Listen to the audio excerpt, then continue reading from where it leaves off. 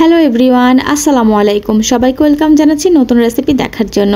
আজকে খুব মজার একটি রেসিপি নিয়ে এলাম, চাপিলা মাছের রসরসা। এটা খেতে ভীষণ মজার, অল্প সময়ে রান্না করে নেওয়া যায় আর গরম গরম ভাতের সাথে খেতে খুবই ভালো লাগে। তো চলুন দেখে নিই আজকের রান্নাটি। তো রান্নার শুরুতে আমি এখানে চাপিলা মাছ নিয়ে নিয়েছি আধা কেজি পরিমাণ।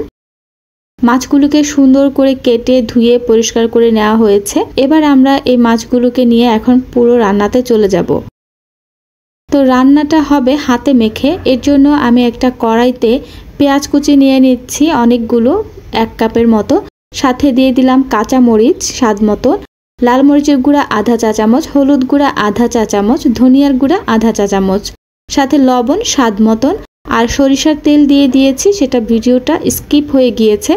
তো তেলের পরিমাণটা আপনারা যেমন খেতে চান দিয়ে ভালো করে পেঁয়াজ মশলা মেখে নিতে হবে, যাতে পেঁয়াজটা অনেকটা নরম হয়ে আসে।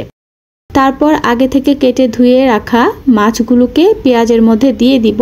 তারপর উল্টে পাল্টে আলতো হাতে আমরা মাছের সাথে পেঁয়াজ মশলাটা মেখে নিব, যাতে মাছগুলো ভেঙে না যায়, তাই আলতো হাতে করতে হবে কাজটি।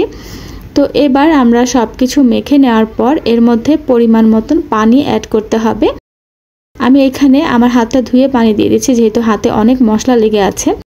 পানিটা কিন্তু অতিরিক্ত দেওয়া যাবে না, যেমনটা দেখতে পাচ্ছেন মাছটা ভেসে ভেসে থাকবে, এইরকম পর্যায়ে মাছের গায়ে গায়ে আমরা পানিটা দিয়ে চুলায় বসিয়ে দিয়েছি। এবার ঢাকনা দিয়ে ঢেকে বলক ওঠা পর্যন্ত অপেক্ষা করব। তো বলক চলে এসেছে দেখতে পাচ্ছেন। এবার আমরা কোনো খুন্তি দিয়ে নাড়াচাড়া করব না, কড়াইয়ের হাতল ধরে এভাবে একটু ঝাঁকিয়ে দিব, তারপর আবার ঢাকনা দিয়ে ঢেকে দিব।